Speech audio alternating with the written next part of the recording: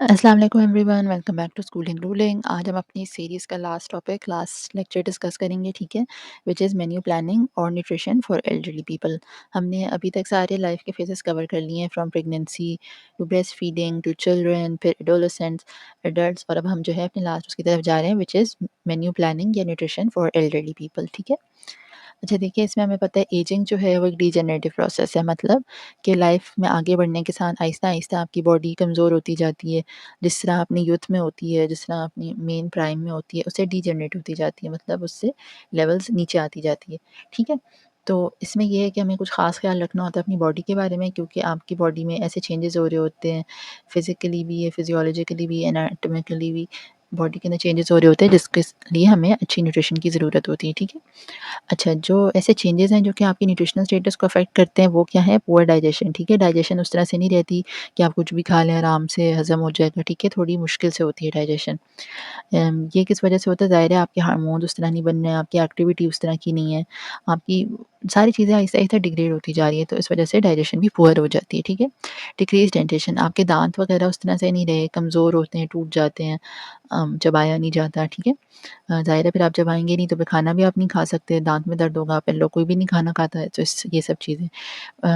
Nutrients की absorption कम हो जाती है, एक्सक्रीशन में मसला होता है, कॉन्स्टिपेशन या डायरिया होता है, वॉशरूम जाते हुए बाउल मूवमेंट से प्रॉब्लम होती है, इम्यूनिटी कम हो जाती है, आप ज़्यादा प्रोन होते हैं डिजीज़ेज़ के, आपको कोई ना कोई बीमारी इससे लग जाती है जल्दी, ठीक है। मसल डेंसिटी कम हो जाती है, आपका मसल उस तरह से डेंस नहीं रहता, वीक होना शुरू हो जाता है, ठीक है। आपने अक्सर देखा होगा जो लोग थोड़े बूढ़े हो जाते हैं, उनके मसल लटक से भी जाते हैं, ठीक है। बोन डेंसिटी, हड्डियाँ कमज़ोर हो जाती हैं, अक्सर लोगों को ऑस्टियोपोरोसिस भी हो जाता है। हड्डी में उस तरह मिनरलाइज़ेशन प्रॉपर नहीं होती तो वो कमज़ोर होती जाती है, सही है। मेटाबॉलिज़्म उस तरह से नहीं रहता, थोड़ा स्लो हो जाता है। सेंसेस जो है वो डिक्रीज़ होने शुरू हो जाते हैं, आई साइट बहुत वीक हो जाती है, ठीक है, ये सब चीज़ें होती हैं। अच्छा, एंजाइम्स, हार्मोन्स और सारी चीज़ें जो है ना बॉडी की वो थोड़ी-थोड़ी करके डिग्रेड होती जाती हैं। अच्छा, उसमें हम क्या न्यूट्रिशनल इंटरवेंशंस करते हैं? कैलोरी रिक्वायरमेंट, ठीक है। फिज़िकल एक्टिविटी चूँकि कम होती रहती है तो कैलोरी रिक्वायरमेंट भी आपकी थोड़ी आपकी यूथ से एडोलेसेंस से कम हो जाती है। जो कैलोरिक इंटेक जो रिकमेंडेड होती है ओल्ड एज में, it is about 34 kilo calories पर केजी पर बॉडी वेट पर डे।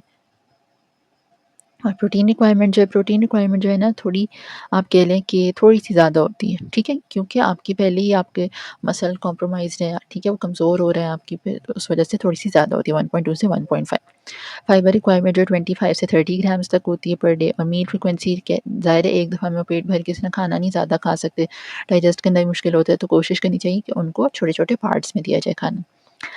और चीज़ें जो इंक्लूड की जाती हैं वो है विटामिन डी की सप्लीमेंटेशन, ठीक है? अक्सर जो है विटामिन डी की कमी होती है। ये तो ख़ैर अब यूथ में भी इतनी फैल गई है, तो फिर आप देखें फिर बड़े होके तो और भी मसला होता है। आयरन की सप्लीमेंट्स वगैरह दी जाती हैं।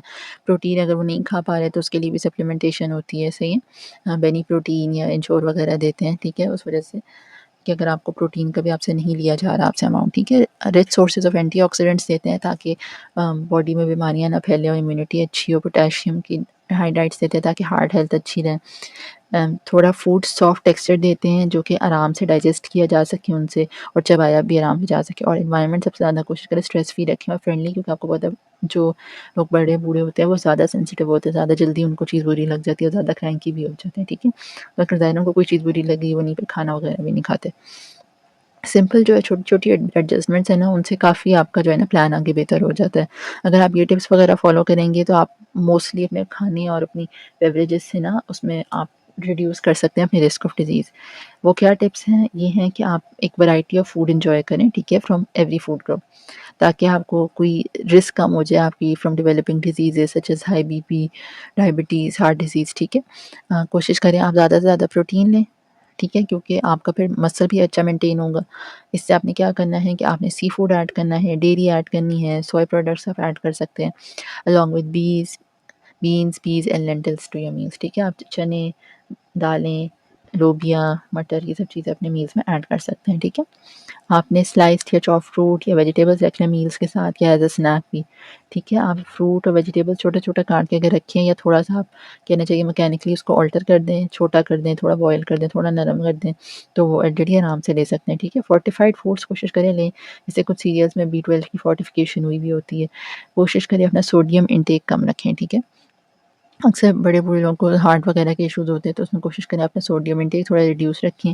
कैन्ड फूड्स ना लें, अगर खाना आपने सीज़न करना है मतलब उसमें मसाला जात जो आप ऐड करते हैं, तो कोशिश करें नमक कम रखें, हर्ब्स का इस्तेमाल कर लें, नींबू का रस ऐड कर लें, सिट्रस वगैरह चीज़ें ना, इससे जिंजर, गार्लिक इन सब चीज़ों से अच्छा फ्लेवरिंग बनाएँ खाने की। कोशिश करें पानी लें ज़्यादा से ज़्यादा पूरे दिन, ठीक है? पानी लोग नहीं पीते, कहते हैं वॉशरूम जाना पड़ता है बार-बार, ठीक है? तो ये चीज़ ज़रा कोशिश करें उनको इस गैप को क्लोज़ करें, उनको कहें कि पानी पिएँ, कोई इतना मसला नहीं होता, ठीक है? क्योंकि डाइजेशन ऑफ फूड फिर होगी प्रॉपर्ली, एब्ज़ॉर्प्शन ऑफ न्यूट्रिएंट्स होगा और आपको पता है पानी की बहुत इंपॉर्टेंस है। अच्छा, शुगरी ड्रिंक्स भी आपने अवॉइड करनी है, ठीक है? कोशिश करनी है कि कम से कम चीनी वाले और इस तरह प्रोसेस्ड खाने जो है ना, आपने वो कम कर देने होते हैं। वैसे ही देखिए आपको पता है कि एल्डरली लोग वैसे ही कम खा रहे होते हैं, ठीक है?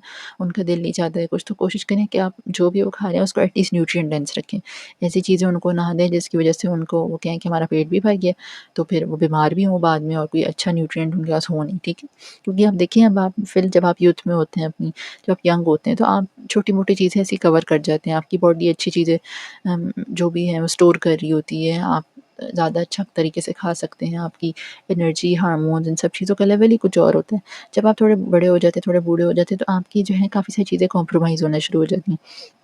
वो सब स्टोर्स, वो सब चीज़ें वो उस तरह रहती नहीं हैं जिस तरह वो ओरिजिनली पहले थी, ठीक है? तो कोशिश करें कि अपने जो घर में अगर कोई हैं एल्डरली उनका ख़्याल रखें, उनको अच्छा न्यूट्रिएंट डेंस खाना दें। अगर उनके दाँतों वगैरह का मसला है तो कोशिश करें उनको थोड़ा सॉफ्ट फॉर्म में दे दें।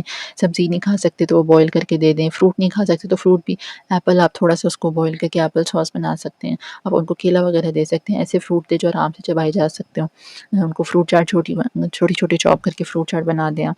तो छोटी-छोटी चीज़ें करनी होती हैं जिनकी वजह से आप उनका ख़्याल रख सकते हैं, जिनकी वजह से आप उनकी न्यूट्रिशनल स्टेटस भी इम्प्रूव कर सकते हैं। आई होप आपको ये सीरीज़ और आपको ये लेक्चर पसंद आया होगा। अगर आपके कोई और सजेशंस हैं तो do let us know in the comment section below. अल्लाह हाफ़िज़।